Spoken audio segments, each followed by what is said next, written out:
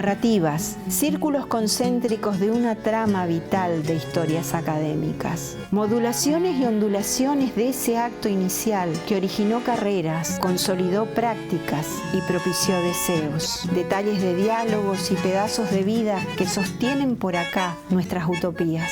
Desde el punto inicial de un origen al vaivén vital en el que acontece la vida de carreras de comunicación social de Misiones. Hola, muy buenos días, ¿cómo están? Este es un nuevo episodio de Narrativas, donde compartimos la experiencia y testimonios de pioneros en la comunicación social en Misiones. El día de hoy nuestra invitada es Lidia Schiavoni.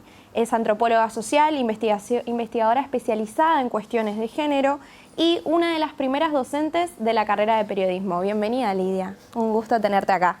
Para comenzar, quería realizarte una consulta de cómo fue tu opinión, tu perspectiva en la visión de lo que fue la creación de la carrera de periodismo. Bueno, mira, yo creo que la creación de la carrera de periodismo dio una muestra de cómo nuestra facultad respondía a las demandas del medio, porque había un reconocimiento de que faltaba formación técnica a personas que trabajaban en el ámbito periodístico, y quizás los medios gráficos eran más exigentes o tenían mayor controles.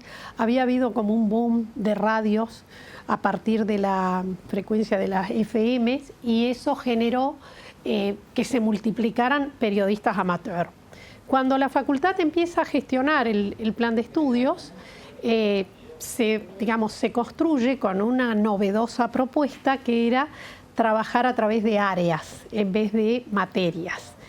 Y bueno, cuando tuvimos la inscripción, a mí me convocan, yo trabajaba con colegas del campo de las letras y demás. Yo no era una antropóloga muy normal porque trabajaba en equipos interdisciplinarios, estábamos en el programa Estudios de la Mujer, donde convergíamos gente de letras, de antropología, de trabajo social, de TICE, era medio variopinto de historia. Y cuando sale la propuesta de la carrera, bueno, se arma ese plan de estudios muy original que tenía 3 áreas: el área de producción, el área de comunicación y el área contextual.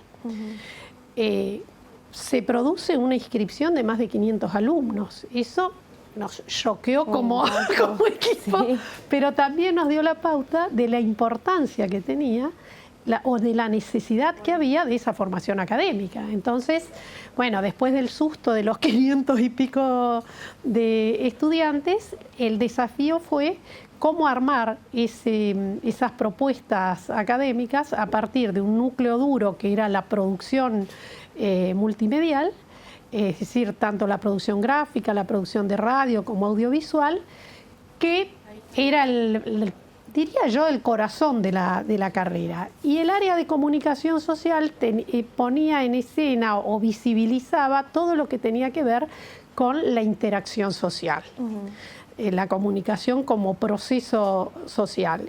Y a nosotros, como área contextual, te lo puedo imaginar como círculos concéntricos, estas áreas.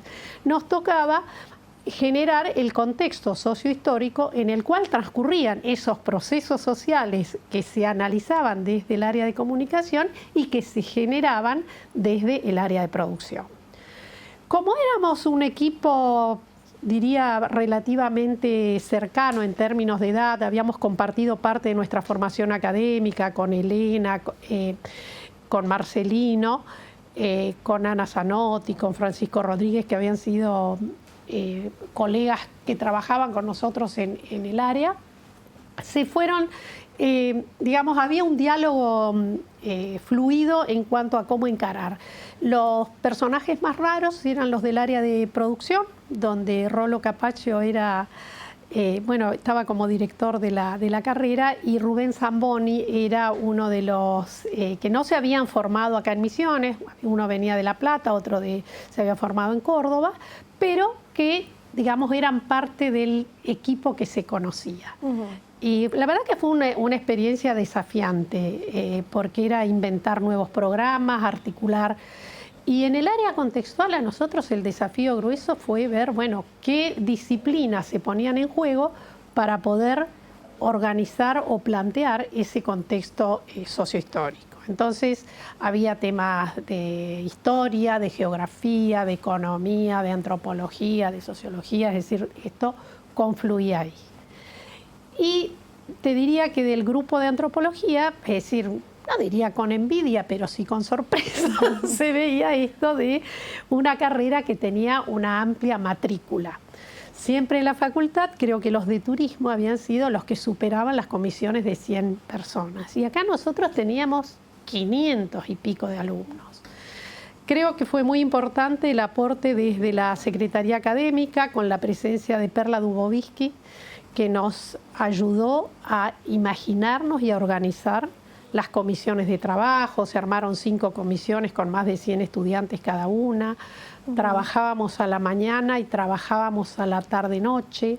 La facultad siquiera tenía aulas suficientes para esa muchedumbre, pero hasta se modificó el aula 1, me acuerdo, se le desarmó un aula pequeña para hacerla más grande. Se fueron generando procesos. Fueron varios desafíos los que tuvieron que pasar.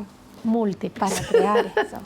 Sí. Sí. Y en todo esto usted decía de que siempre fue turismo la carrera que más inscripciones tenía. Y que por ahí con antropología y con la creación de periodismo fue ese gran impacto. ¿Cómo fue? O sea, me gustaría poder entender más cómo fue esa conexión que hubo para que surgiera el periodismo, la conexión de antropología con periodismo. Bueno, yo creo que la carrera de periodismo surge y se hace posible justamente porque hay un reconocimiento dentro de la facultad. Era un periodo mucho más generoso y transversal que el que nosotros estamos viviendo ahora, donde cada carrera parece una chacra separada y nadie convive con nadie.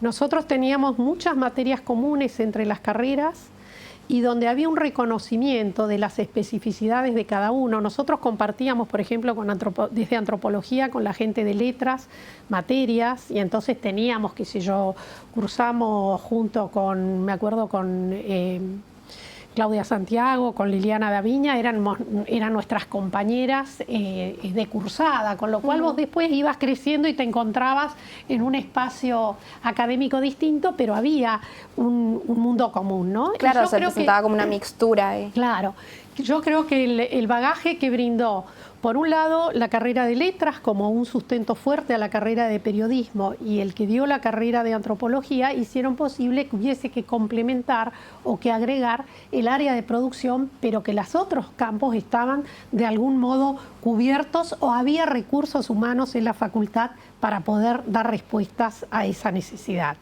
Y creo que la carrera de periodismo surge con un espíritu interdisciplinario importante que se multiplica después, creo, en la carrera de comunicación social, pero que no siempre la gestión académico-política potenció esta transversalidad y esta articulación entre carreras, ¿no?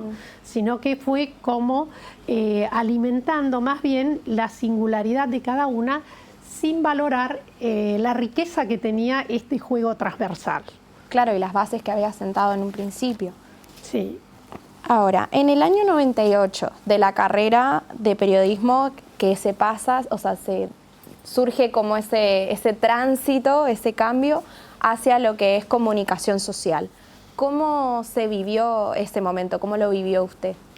Bueno, la carrera de periodismo, que salió como una cosa novedosa, impactante, que dio una respuesta muy importante a lo que fue el mundo de los medios de comunicación masiva a nivel ciudad y provincia, tuvo, al poco tiempo, advertimos que ya no se hablaba de periodismo, ya se había crecido en este campo y la comunicación social, en términos epistemológicos y académicos, había ido cobrando un lugar propio. Entonces, creo que la retroalimentación en la circulación de gente que venía de otros campos, recuerdo la presencia de Alicia Entel, por ejemplo, una comunicadora que viene a hacer la maestría de antropología acá y con la cual hay una relación muy estrecha y es como que nos pone en, no sé si en aviso, nos alienta a pensar que podíamos replantear la carrera de periodismo como carrera de comunicación social, que teníamos las piezas para poder dar el salto. Y entonces, también desde el estudiantado, recuerdo una asamblea interclaustro de esas inolvidables, Elena creo que era la directora de la carrera en ese momento, que se arma un gran revuelo, porque imagínate que ya no eran 500 los cursantes, pero imagínate una asamblea con 300 estudiantes en el aula grande del edificio de Tucumán, donde nosotros como docentes teníamos que responder demandas de los estudiantes, y hubo un planteo de que necesitaban ayornar y ajustar más la carrera a las necesidades y a lo que se iba planteando en el campo profesional. Y ahí se empieza a gestar cómo reinventar la carrera como comunicación social.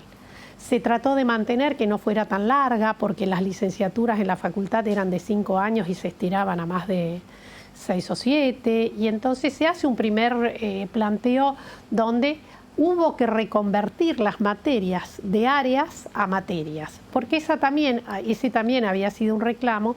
Pasamos del desafío de inventar esas materias multifacéticas, que yo creo que nos obligaron a pensarnos ampliamente, a poder imaginar o traducir eso a materias que fueran compatibles con la estructura académica que tenía la facultad, porque nos encontrábamos con muchas personas que eran estudiantes de otras carreras que querían hacer la carrera de periodismo y no teníamos cómo dar equivalencias, porque lo nuestro era muy singular, éramos como raros dentro del esquema académico. Entonces también el desafío del cambio de plan de estudios, de pasar de periodismo a comunicación social, exigió traducir a cuántas materias equivale el área contextual, por ejemplo. Y ahí apareció introducción al conocimiento científico, introducción a la sociedad, al conocimiento de la sociedad y el Estado, la introducción a la antropología, la metodología de investigación. Empezaron a multiplicarse las materias de las cuales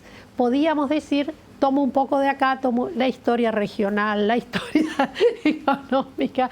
Se empezaron la economía, la introducción a la economía o la economía política. Entonces se empiezan a traducir también en el área de comunicación, empiezan a verse, bueno, ponemos la semiótica, ponemos la lingüística. Entonces las materias que teníamos inicialmente como áreas, hubo que desagregarlas en materias. Ese fue un desafío, creo que en términos académicos, muy grande para nosotros como equipos docentes y también para la facultad en este replanteo de la oferta académica. Y fue muy importante, yo creo que en ese aspecto, la perspectiva que marcó la gestión de Ana Camblón en sus 2 decanatos puso, nos obligó a pensarnos transversalmente y a reconvertirnos en piezas articuladas con el resto. Pensar la facultad como un todo y no mirar solo el ombligo de la carrera. Eso fue clave. Me reconozco que fui una profesora muy exigente, pero creo que exigía en función de lo que yo me comprometía y pretendía que los estudiantes aprendieran. Muchas gracias por su tiempo, por su testimonio, que es muy valioso para nosotros, y por haber aportado tanto en nosotros y en nuestra historia. Gracias. Muchas gracias. Esto fue Narrativa junto a Lidia Schiavoni. Nos vemos en el próximo episodio. Gracias.